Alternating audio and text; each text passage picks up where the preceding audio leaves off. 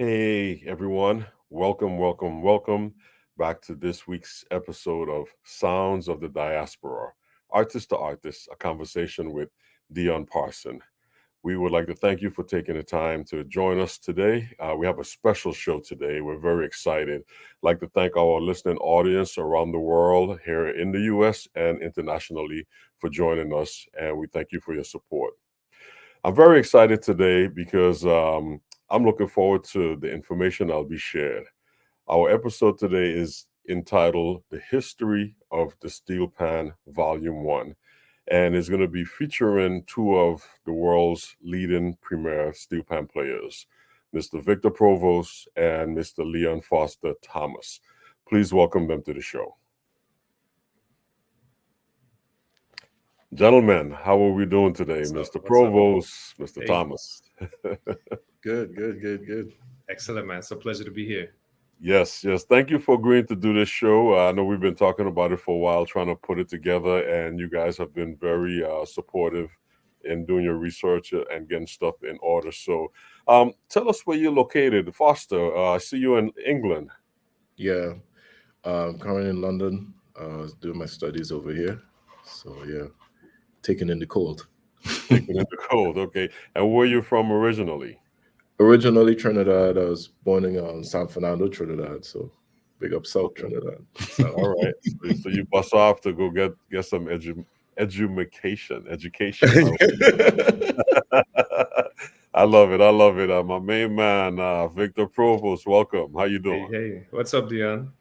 I'm great, man. I'm great. Yeah. I'm excited for this to just have this conversation with you guys. I'm not going to do too much talking, but the steel pan is one of those instruments. Is new to the scene. It's one of those newest instruments in the scene, and it's always been considered like a festive instrument for carnival and party time and stuff like that. But it's slowly making its way into an intellectual platform. It's in universities, people actually studying and getting majors with it. I know, Victor, you are a professor at George Mason teaching steel pan. So, I would like for us to just give an overview of the origins of steel pan and how did it get to where, how did it get to where it is, So, can you just tell us how the steel pan was invented? Get through that curveball early. You know what, man? And that's one of the biggest or maybe greatest question regarding the instrument, because a lot of people are trying to pinpoint an exact one person responsible for this instrument. However, that's just not the case. But the instrument came about in around the 1930s. And actually from African drums to tambour bamboo and to what we have now, well, actually from the ping pong era now, and then to what we have now as the 55-gallon oil drums, where we have these beautiful instruments now. And a lot of things are attributed within the northern part of Trinidad and so on. Yeah, you have to specify, man. It's like you said, yes, 1935, but it's like in Trinidad, right? Yes, especially in Trinidad, and a lot of people, attribute a lot of stuff within the western part of Trinidad, like St. James and Carenage and Laventille. And Laventille is extremely important with even regards to the point of John, because there's which is a little area low in southeast part of Spain, where you had people like, Spree Simon and all these cats that came in there, and Spree Simon, one of the main early soloists of the instrument back in the day. And the instrument went through a certain period with regards from, like I said, those themes to what it is now. Yeah, the way that I try to I mean, so we should probably like caveat this whole conversation just by acknowledging that this is still a living history. Mm-hmm. That like a lot of the references that we're going to make at people that we talk about are either not long gone, and some of them are still with us, right? So like, I mean, Leon and I are very young, and we should have some. So we tried to get some folks on here that were very very close to the origins of the movement, that speak from like first person perspectives. But the way that I tried to describe it is as a continuum, right, Leon? Like a continuum of African drumming traditions that started with skin drums. And of course, these are traditions that were brought to Trinidad with enslaved Africans during the slave trade, right? And those skin drums were all of these traditions were at different periods of time were restricted by the various colonial governments, whether it be the French, the Spanish, the British. Ultimately, it was the British that were restricting these African practices. And so once you couldn't play skin drums, and again, it was like the next move was to bamboo, right?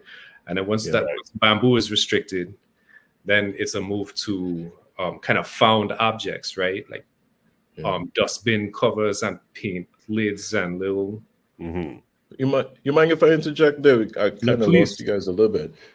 And funny enough, the drums was outlawed by there's what you call the Code Noir, right? Where with regards to practices from the slaves, the English had its own type of Code Noir, which was like the first thing, and I can't remember the name exactly, but this was happening in Barbados in 1661. The Code Noir was a thing to have a system actually designed for African slaves back in the day to, as they say, boost productivity so they'd have them congregate on a Sunday. So this this ties into everything with regards to even the history of jazz at that point as time too. So these Sundays were that time where all these slaves and them would come together and so on. This with regards to Barbados and so on, that was problematic because they believed that the slaves would revolt. So we're going a little bit step back to Trinidad, the conversation with Trinidad. In 1883, the Catholic Church made a movement to outlaw the skin drums. So both African and East Indian drummers were banned because anything with skin, they got rid of it. Right. And so then these guys resort to taboo bamboo, as Victor alluded to there. Yeah. And it's very fascinating because they had various sizes of bamboos and so on going on like that. How the pan came into, how it made its trajectory into that, they started using what you call the biscuit tins.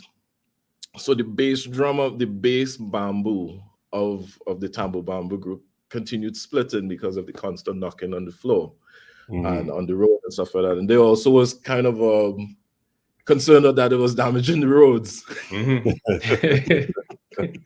But also the instrument players would also knock it on their feet. So they would be getting bruised and stuff like that. So there's what you call the Bermuda's biscuit pan. Was the first bass. Yeah. Right. And that was like a one note. It was like a one note shell. And I don't even think it was like necessarily note. They just used it as a drum. It was just a sound. Yeah. It was a sound. Yeah.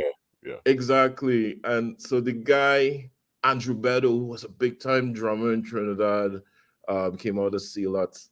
They revered him as one of the best, what they call him, bass bass biscuit pan beaters. I would have to get the proper name, but yeah. But you know, so it really started taking off. So we could see that transition, how the pan came into play, or how a pan came into play from that, because within the tambour band. Within the tambour bamboo. So you could see that trajectory. And one more quick thing I would just point on is that the bamboos at one point in time got outlawed as well. Yeah, for sure. Because this was rivalry. So they would point the end of the bamboo. So when these bands clash, so we talk about steel band clash, but when the bamboos clash, they would use it as a weapon. It became a weapon. So that became outlawed, but the fellas, they didn't really stick to that too much to say, well, we ain't going to stop doing that. That kept going, you know. I mean, that vibe kept going. You find a way. You find a way. Yeah, you had to find a way, you know what I mean? And I don't think really many of the officials and stuff like that paid that too much mind in terms of not happening, because the soul, you can't take the soul out of the people like that easily, you know what I mean? So that, you know. And the officials probably watching this like, okay, well, it's just them mashing up each other. Right. You know, but that's an excellent point. I mean, sorry, go ahead, Dion. No, I'm saying I'm agreeing with you. The good thing with the tambour bamboo is that it wasn't just in Trinidad. It actually moved from island to island as well. Because I've seen versions of it in Cuba. Yeah, you know, and Etienne Charles was on here. He was one of our guests a while back, and he recorded a song, Tambour Bamboo, on one of his trips back home to Trinidad with some musicians. He had a whole horn section playing with the bamboo band, which was interesting to see. So it's a tradition that's still going, but it actually evolved outside of Trinidad also. So it's really good to see, like you said, you know, musicians will find a way to present what they have. I just sorry. No, that's just to piggyback on something what you said with regards to the horns, because the horn players and things in those days didn't really consider these fellas musicians. But then at some point in time, they had no other choice. So then the connection with brass instruments with tambour bamboo became a thing, so to speak. Sorry, Victor, I cut you. No, that was just gonna say, because you could walk with both of them. Exactly. I know our audience is really interested. And they're probably going, man, what is that? What are you talking about? Yeah. You have the video, right? so let's kind of like clue them into what we're talking about. So we actually have a recording of a tambour bamboo group. So let's play it for a minute and share with the audience so they could be part of the conversation.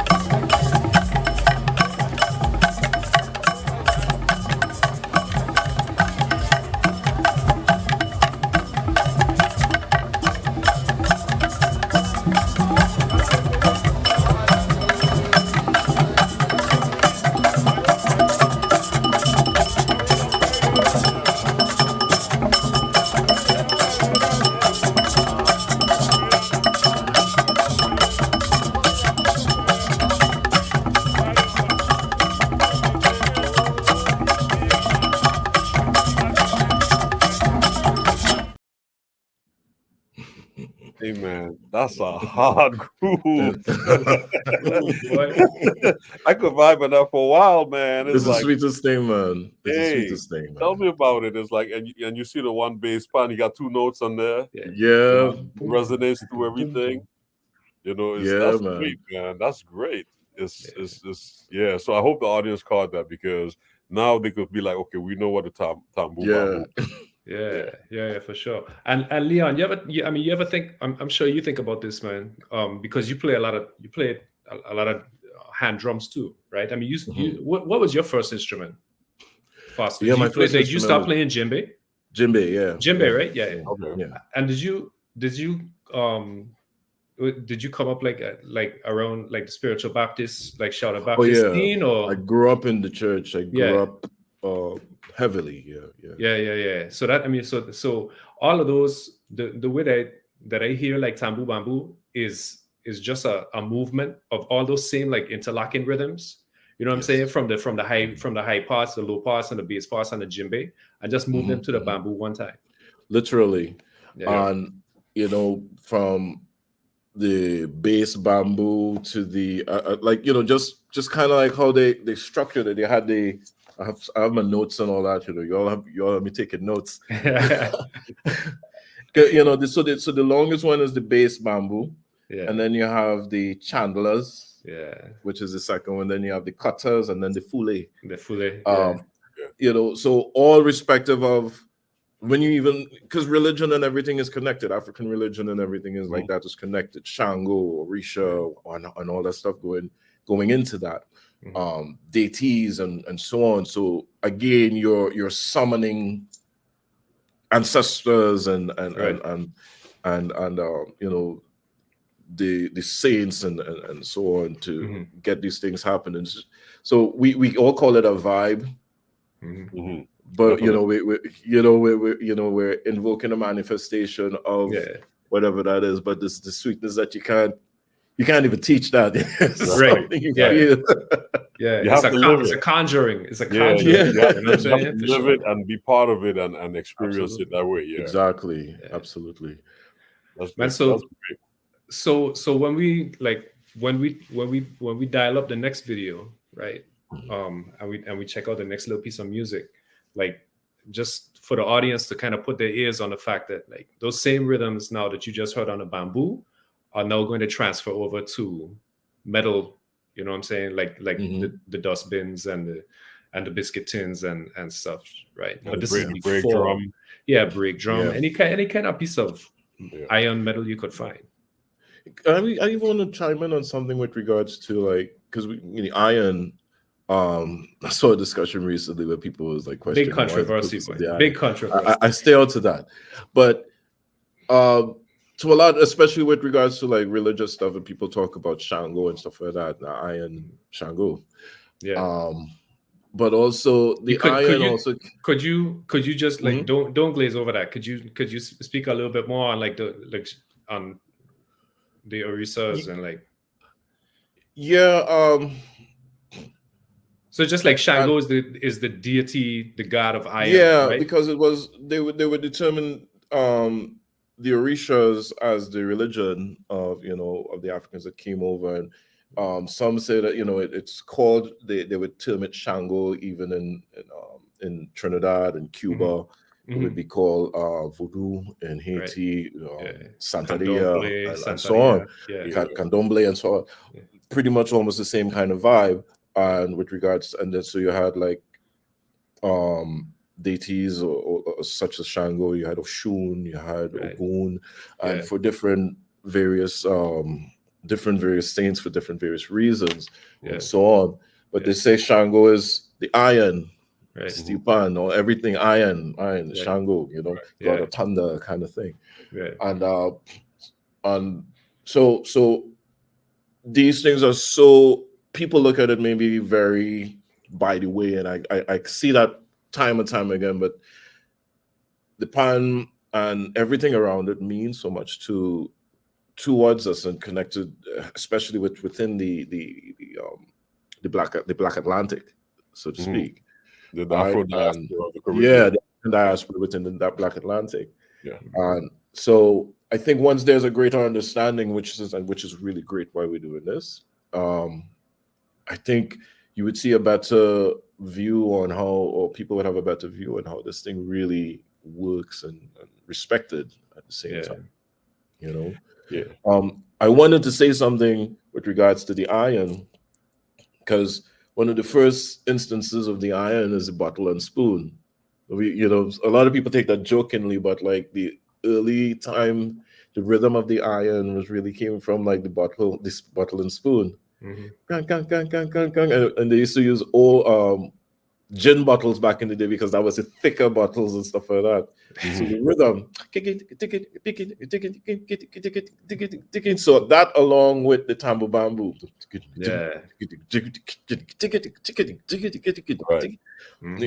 picking up that rhythm from there, and even connecting with the fule. In Best Village music or folk music in Trinidad, we would call that the fuller. So because it's a smaller drum and you're so it's just rhythm the gaps, filling up the air, filling in the gap.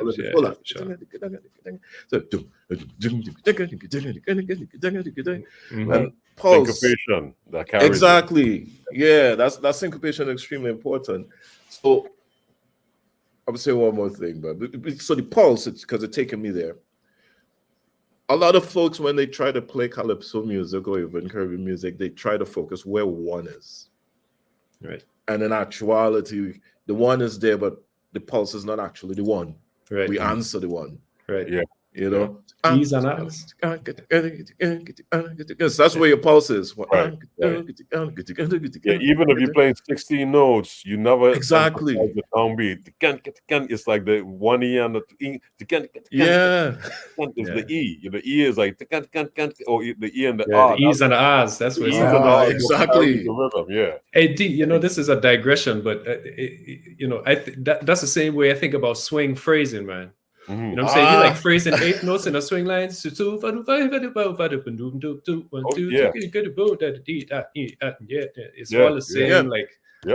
same, the same vibe. And that's one of the things when I practice my swing, I actually practice the calypso. Because all of the swings, man. That's the swing.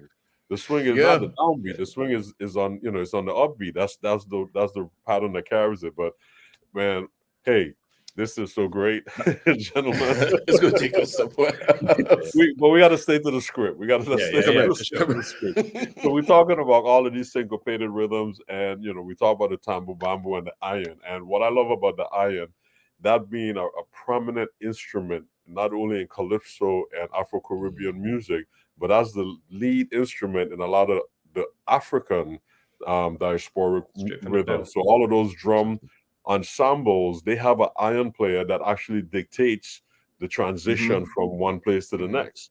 So that's what I love about it. And then within the Trinidadian culture, with the steel pan, it's made of iron.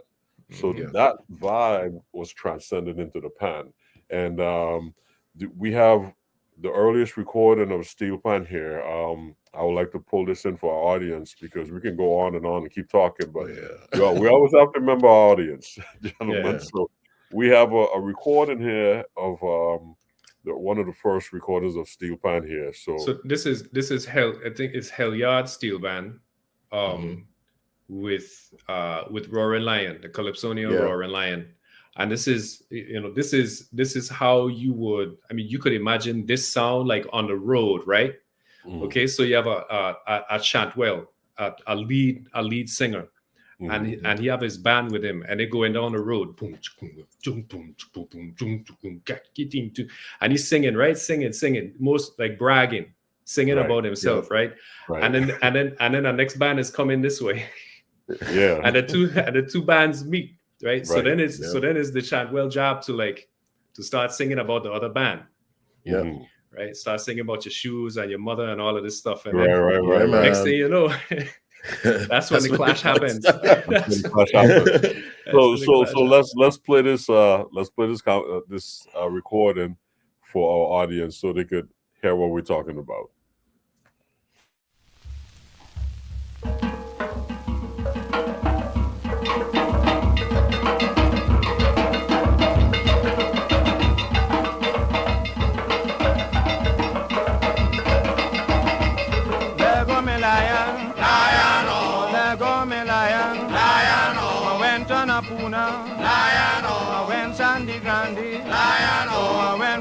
Junction, I went up at Cora, I went San Fernando, went Pinal Junction, went Siparia. The stick men they buy me. I meet Willie Dolly. Yeah, I meet Lio Bundo. I meet Dolphus Coca.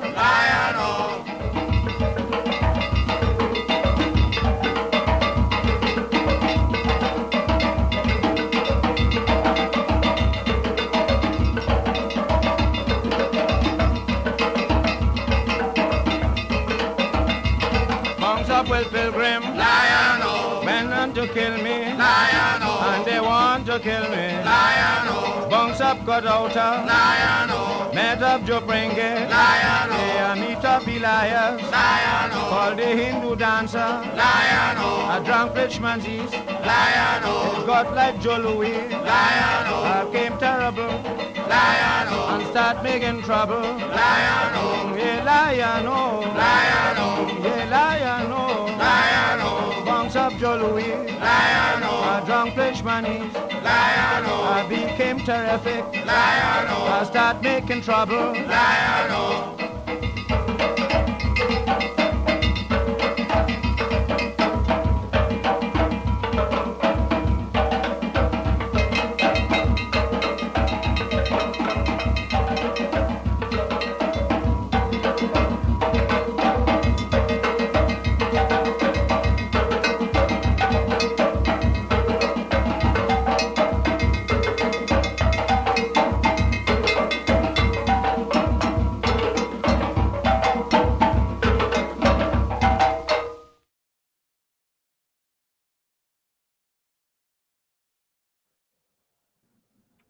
Vibing, man. Yeah, that's nice. Yeah. That's really nice. That's really nice. I want to touch on something with regards to that really as well too, because Helyard was also one of the earlier Tambu Bamboo bands as well. So you can see that transition where they went all pans there and rhythmically, and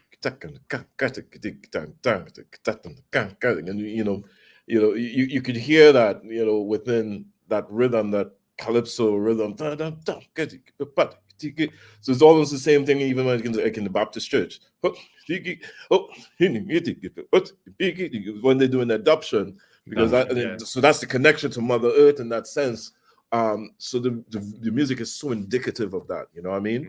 Yeah. But also what's also interesting, which is throughout the entire African diaspora, is the idea of call and response, the responsorial music. Mm-hmm. You understand what I'm saying? Yeah. To a lot of people that maybe was like the first set of, when Victor was talking about when the bands meet up and they clash, that was like your first sort of hip hop, because guys were like sampling. Yeah, that's freestyle.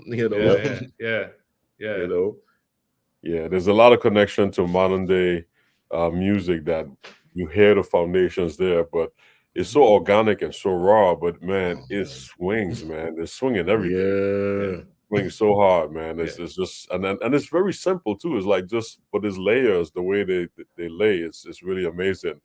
And what I like is the transition of the iron really into the steel pan and how the steel pan ensembles came about.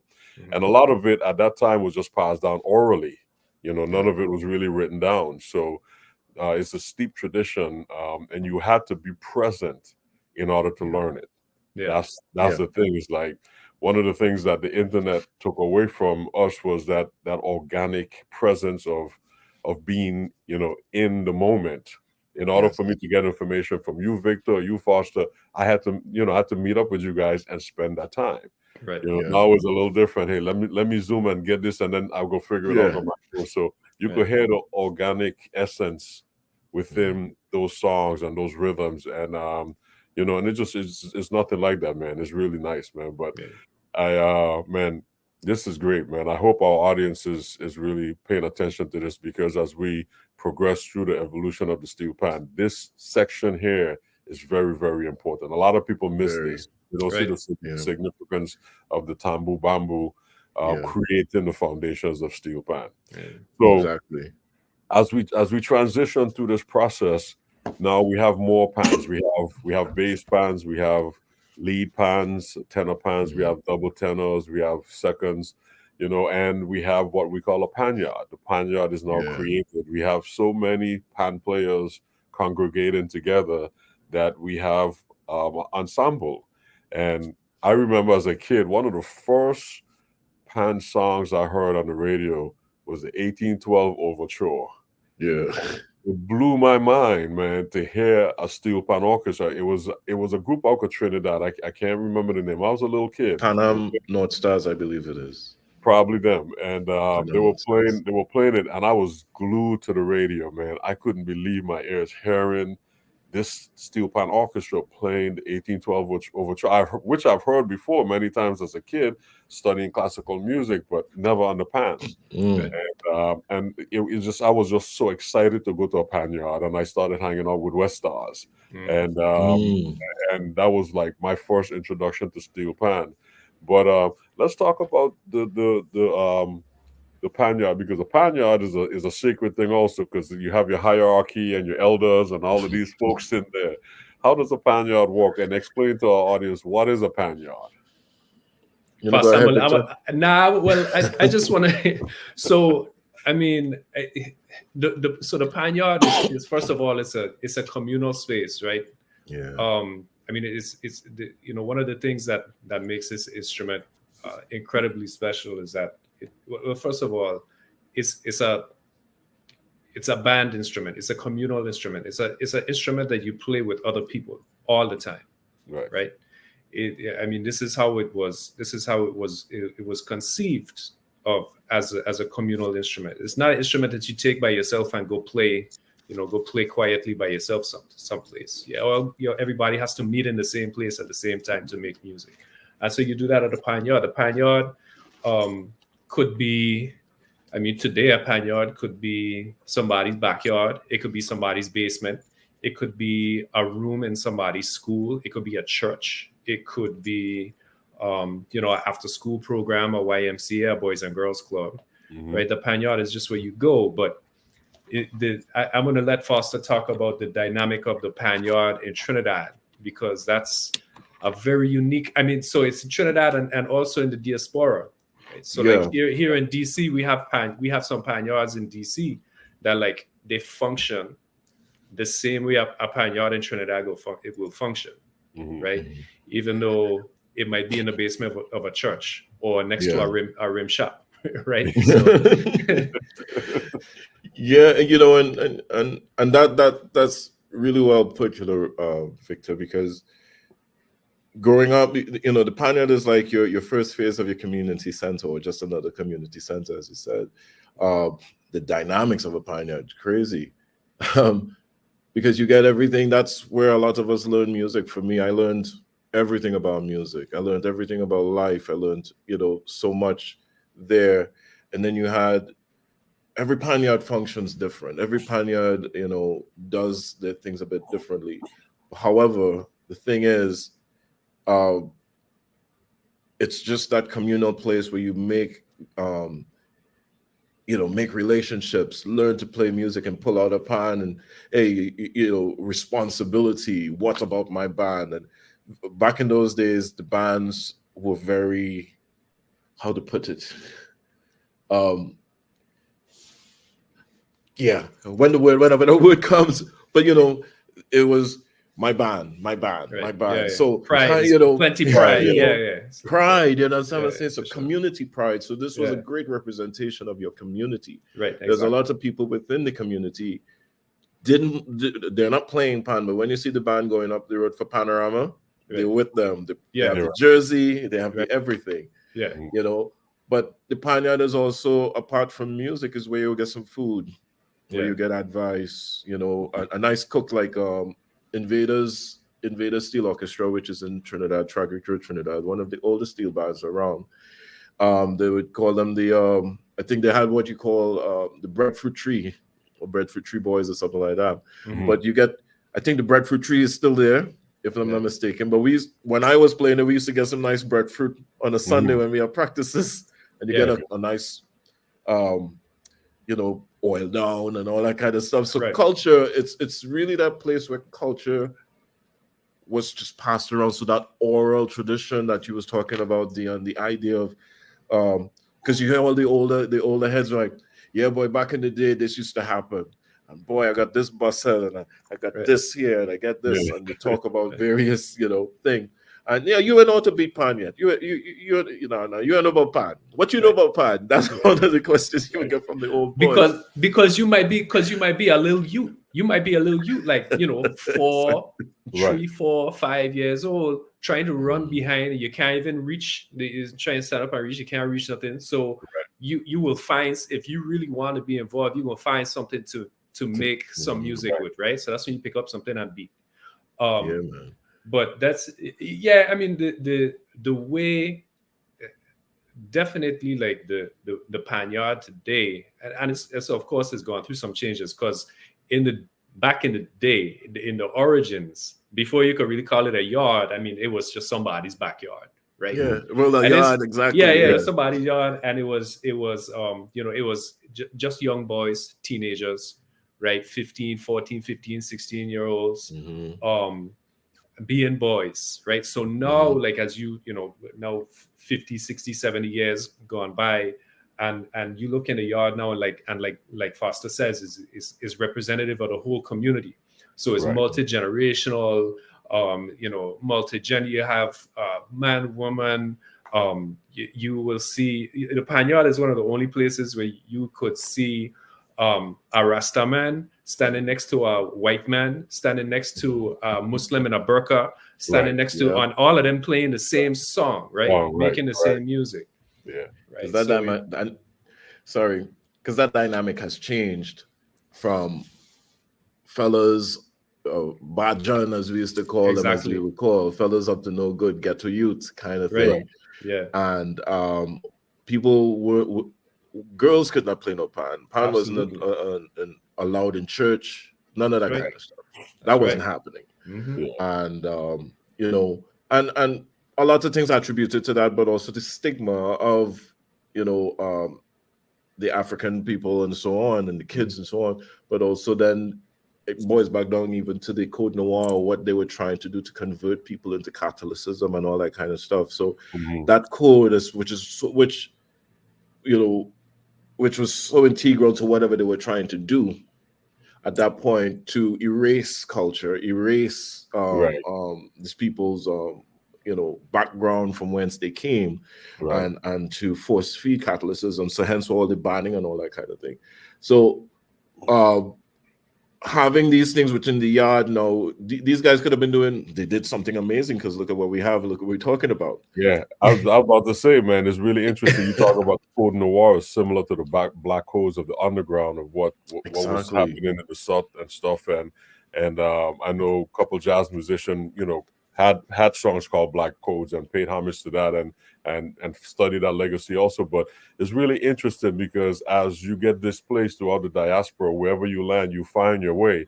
And as jazz was being created in the States, steel pan was evolving in Trinidad and throughout the Caribbean with a similar resistance from authority. Is really interesting, but it turned into a whole nother thing. And right now, it's accepted worldwide. It's institutionalized. I know here in the Virgin Islands, every public school from elementary on up have a steel pan ensemble, which says a lot, So I want to share with our audience a brief sample of the day in life in a Panyard.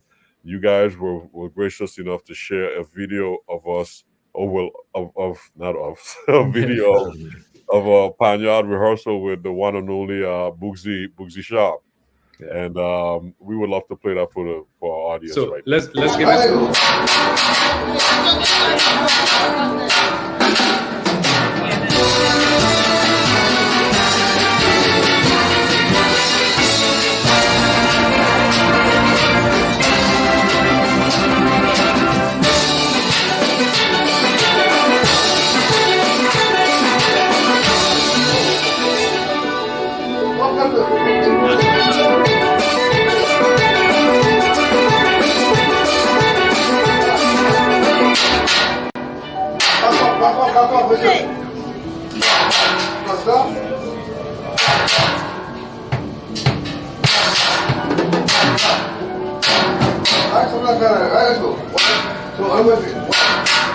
Mostrar aqui só pensaria, vai. Cadê que eu falei?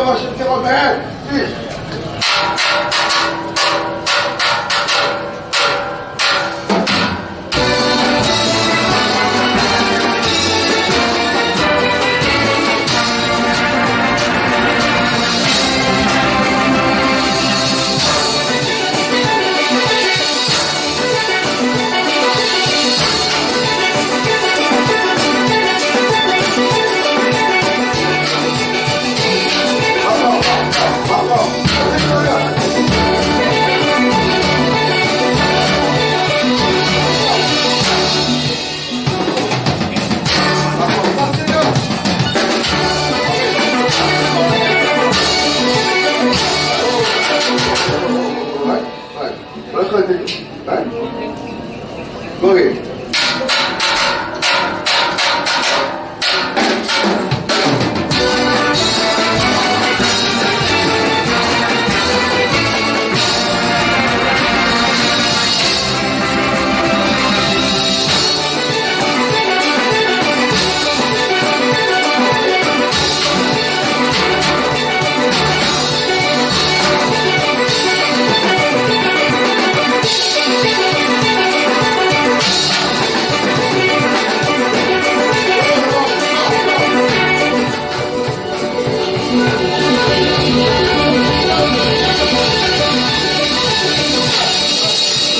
Watch it out.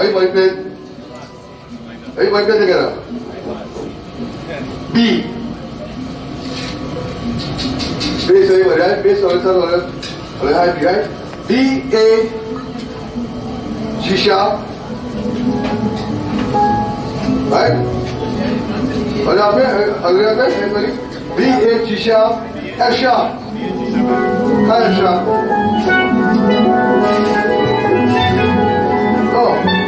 Second part, no be much. Listen here. B, A, G sharp, next one. F sharp, E. No, E. After the G sharp, go to high F sharp, no,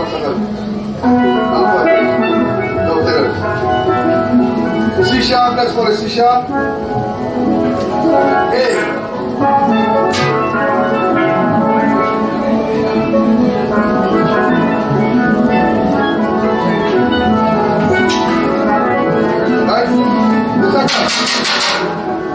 Listen notes.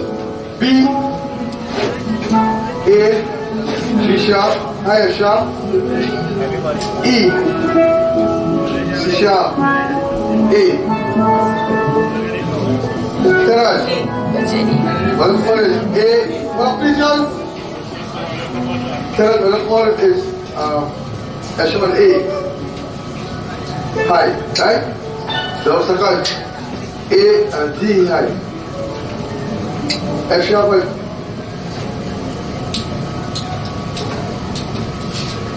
F sharp is D. So this is what tell us. Right? Get us A and D.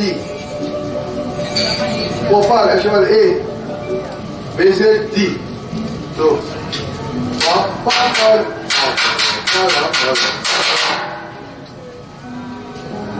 Right? So we have a friend, we have a different key to play. Right?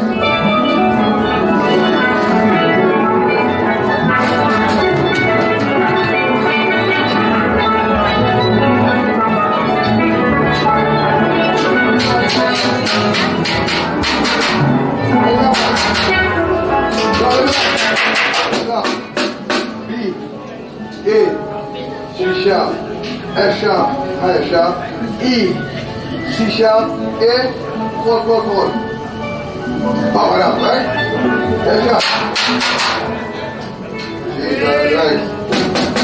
You can't get at the same time. I want to tell you that. This is what you get money out, you know. There's some more thing like that. Go.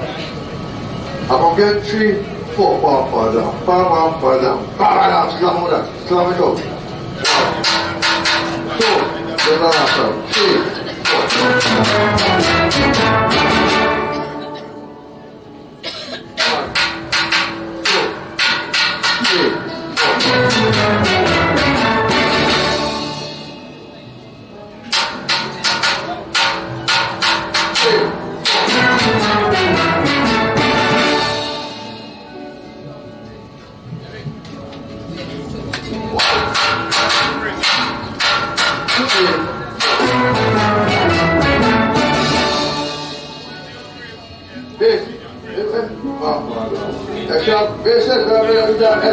E, C sharp, let that A, please.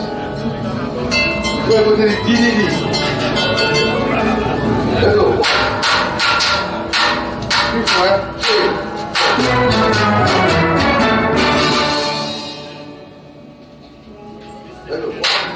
Let's go. Wait up, back. 1, 2, 3.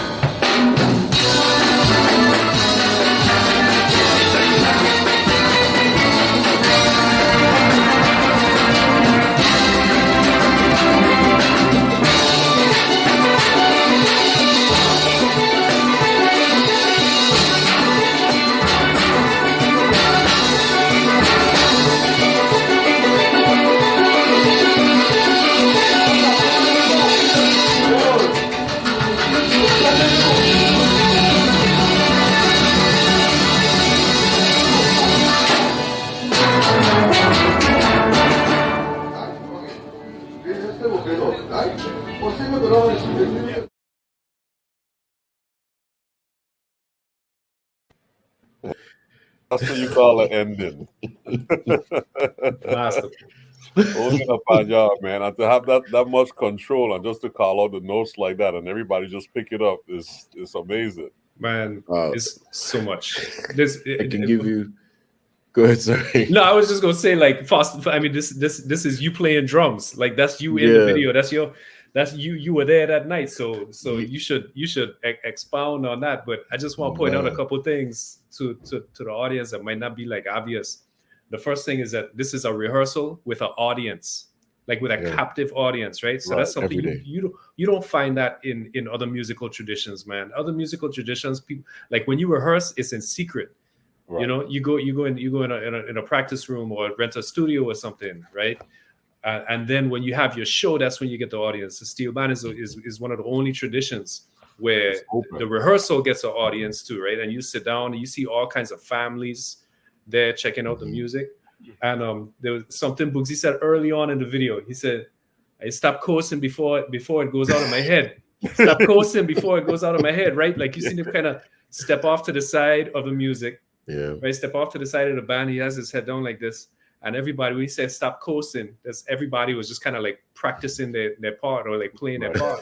Right. But what they don't realize is that Bugsy is right in the tune. In his head. That's what I'm saying. In the tune in his head. Right. And he's just like giving them notes. So you play this, you play but not play it. Because I'm listening to, is a B, is a A, is a C, is a G sharp. And I'm like, where are we going with this?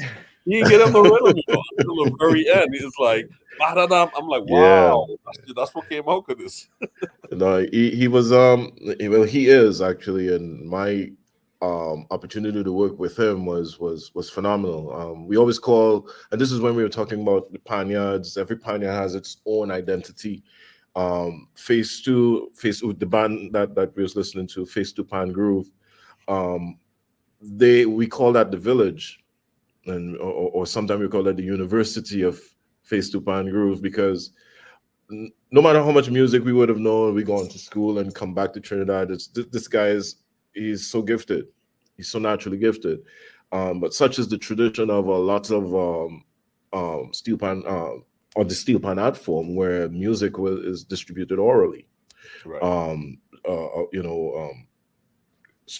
African tradition as well. So because of the fact that most of the musicians were not musically trained, but they knew what they were hearing.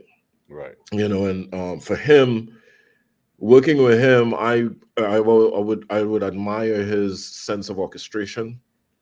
Those voices, man, the voicings his in the voices beginning is of amazing, and he could go from one pan to the next and do the same thing.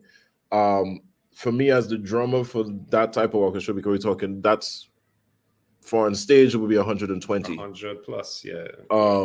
And rehearsals about 140, 150. So because so many people, and it's one of the biggest bands in Trinidad and Tobago, but also successful. That session actually, and all that work we did that night, we didn't play it. Wow. He changed his mind. Wait, so the next night. He came the next night. Okay. Because I know a lot of times what will happen is like, so we're probably, I don't know if we'll get to talk about Panorama today, but maybe in the version 2.0, that like the arranger will write something, right, and then go to the first the prelims, for example, right, like the first set of judging, and then after that first set of judging, they will come back and rewrite significant parts of the tune based on the feedback. Right? Yeah. You see, the competition is so fierce, and I mean, it has changed throughout the years. But we're talking, and I would just talk maybe about a period very briefly of like when we had, Bugsy Sharp out there, as we just watched, Clive Bradley, late Clive Bradley, who's maybe for me just the greatest arranger of pan that never played a pan. Right. And you had Jit Samaru and Ken Fillmore and these guys passed on. Robert Greenwich, who's still alive with us. But they were each band had its own personal sound, and they didn't, they were very precise on whatever they were doing. One year in particular, 1990, Phase 2 and Fauncliffe was running. They played Pan by Storm, legendary Pan by Storm, which lost by 0.5 point by Ken Fillmore. And but Bugsy and they were playing a song, I think it was a breakdown, I believe it. And because of the competition, this is how the story came to me in the Panyard. This is why when you're in the Panyard, you get all the stories. They've done 4 different Panorama songs. Wow. In the season of the same song. So Bugsy was like, we lost, we have scrap that whole song again. Scrap that whole song again. But there's also attribute to the quality of that band. Yeah, for sure. To do that, to pull that off, because that's not an easy feat to teach 140 people 4 songs in a season. Right. Yeah. And, that's amazing to be able to and at that point it was 10 minutes. So I mean, we lose 2 minutes, 10 minutes of music. So you actually get more than 10 minutes of music, and depending on the tempo. For sure. However, that.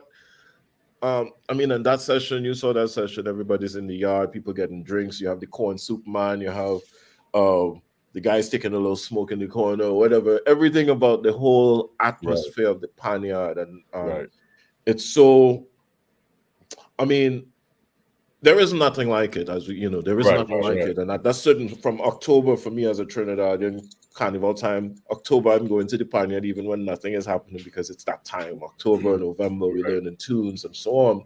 So over this 2-month period, and maybe even 3 months, we're going, people look at the fact that, it's a 10-minute song or 8-minute song, but it's more than just learning a 10-minute song orally. It's community, it's camaraderie, it's everything. It's the lime, as we call it, I don't think you could do one without the next, though. I don't think like there's no way the two of them fit together like that. The line and the camaraderie is a thing that spiritually facilitates that kind of learning.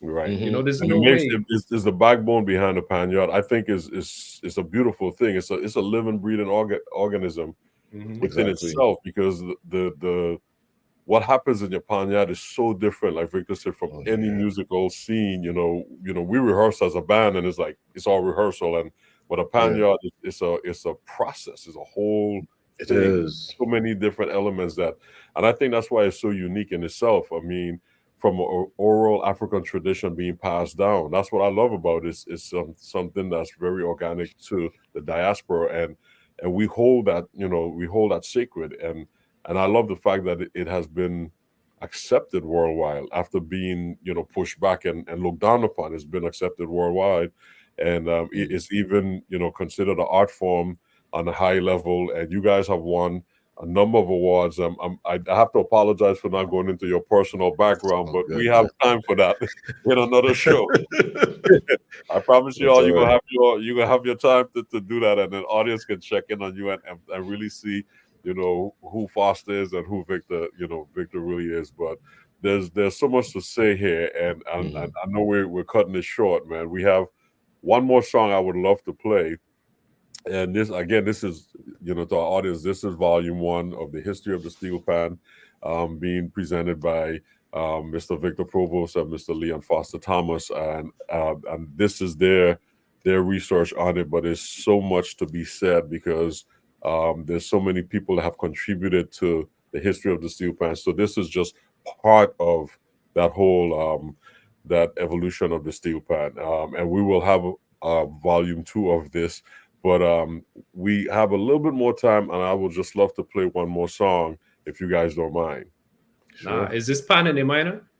We're gonna jump to pan in A minor. Yeah, song number 5. We're gonna jump to pan in A minor. So before you play it, let's say something, a couple of things about it. Foster, I don't know if you are familiar with this version, like this video, but this is a group from Finland. Playing an arrangement of pan in A minor that is, and I feel horrible that I can't recall the name of the arranger, which is unfortunate. That's a sin, because we just talked about how important the arranger is. The arranger is, but this is, you can hear it paying tribute to one of the most iconic steel band arrangements, which was Jit Samaru's arrangement of pan in A minor, right? And so you'll hear a lot of quotes, a lot of stuff taken to pay tribute to Jit. But again, this is, as an example of how far the pan has traveled. This is a band in Finland, crazy, playing this music on this instrument from Trinidad. So this is pan in A minor.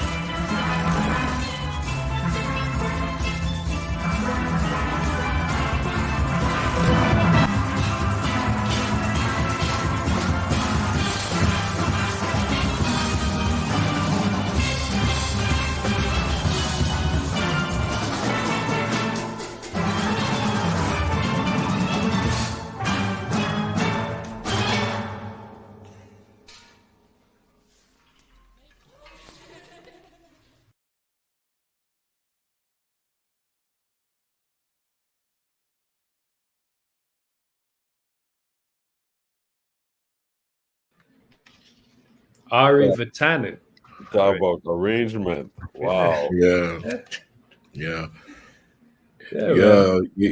He did some stuff there, borrowed a few parts there with the introduction, and that's why when I heard, I was like, oh yeah, Renegade's version. Yeah, but that's the reach.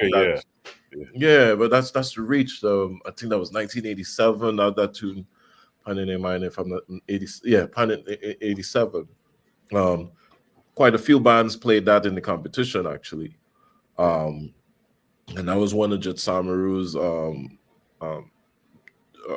For those who don't know, Jet Samaru was one of the legendary arrangers for the band, for Steel Band and stuff like that, and one of actually even the few East Indian arrangers of Pan. A whole family. So Samaru Jets, you could find that they have a lot of music with regards to playing based on their East Indian heritage, which was great. And it speaks of the connectivity within the country in that sense. Just a funny, maybe not a funny story, but a quick thing with regards to Jit and his style of arranging, because I know we're not going there just yet, but tunes like that, he would overcompensate to keep people off the streets. He has a story where it's like, I would give the players a lot of music and give them to have to keep them busy to keep them off the streets. But it was a winning formula, and for like Panorama, for a lot of people when they listen to this kind of music, Panorama is somewhat of like the classical music has so much connection to Pan, especially back in those days, and this is somewhat of like a broken sonata form in that sense. But you can see how that connected in that sense there. Yeah, man, Jit. When we rest in peace, Jit. Maybe in the second, we should. I hope we spend a lot of time talking about Panorama in the second edition, because that's another very unique concept, man. With you have guys like Jit and Bugsy and all of these arrangers, and the reason I said that the arrangers are like the they're like superstars, right? And Panorama is, not only is it one of the biggest musical the biggest musical events in the world, right? Just in terms of like a number of players and audience. But in Trinidad, I think maybe, well, Foster, you have to tell me, what order does it go in? Does it go football, Panorama, cricket? Or does it go, Panorama, cricket, football? Or No, man, I don't think at Carnival time for most Pan people, it's Pan first and everything else. Pan first one time. Yeah, you could play cricket and football. Yeah, anytime in the Pan.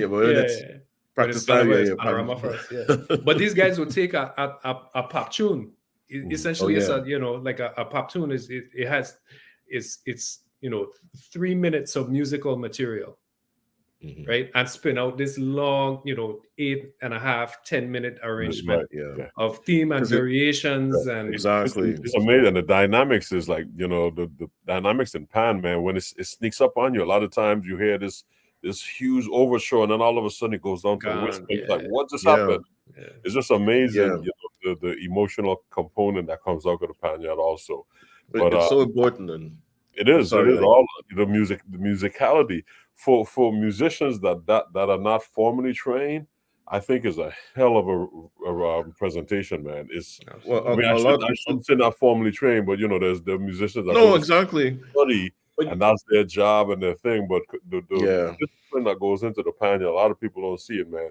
It's of a high quality level. It's amazing. A lot of these guys listen to a lot of radio. They had their favorite composers and so on that they would listen to. Bugsy would put the radio on at night and go to sleep. Yeah. And so whoever he was listening to, swinging or whatever the case is, that's what came out. Yeah, that's what came out. Yeah. And as Victor alluded to, like they would take one of these pop songs. 1963 was the first Panorama. It wasn't really. They used to call it Bomb Competition before Panorama. And Bomb Competition is literally taking those pop songs and making an arrangement out of it. Maybe the next thing I'll submit a flyer actually from the first Panorama. Somebody was kept me wrong. So I tried to submit that so people could see it from 1963. Yeah, man. Well, definitely we shared a lot, but we have a lot more to discuss. So I'm making my notes. I'm like volume 2, looking like at a volume 3. Because I'm like, man, I don't even know. We're already over. But gentlemen, man, it's really been a pleasure sitting and talking with you all and learning myself. I thought I knew a lot, but this is very informative, and I know it's informative for audience as well. So we look forward to having you back for the volume 2 of the history of steel pan as we expand upon this amazing instrument of the 21st century. I would like to take the time to thank you, Foster, for your time. And I know you're very busy in England studying, and Victor for your time with all the things that you're doing. So any last words to our audience before we sign off? Not me. I said enough.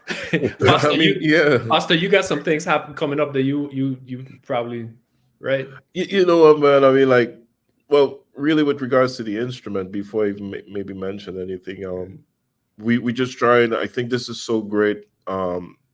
Thanks for having this, Dion, because it's just really important. Whereas the respect level for the instrument amps up. You know, we got a lot of where people don't really look at it as something serious. I have an article where I talked about that, whereas people don't take the pan serious, so they think it doesn't belong.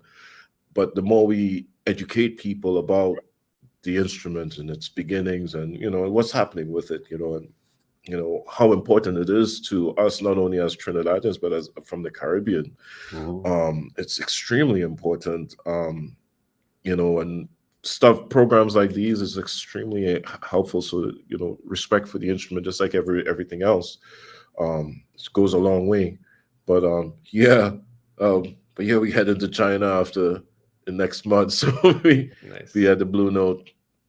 Nice. Blue Note in Shanghai and Beijing, man. But yeah, man, thank you for having us. Great. Yeah. Well, congratulations on your success, and have a great tour in China, man. We look forward to communing with you either before you go or when you get back to, wrap up the next segment of the history of the steel pan, being presented by the one and only Mr. Victor Provost and Leon Foster Thomas. So thank you, gentlemen, and we look forward to seeing you soon. Thank you. Peace.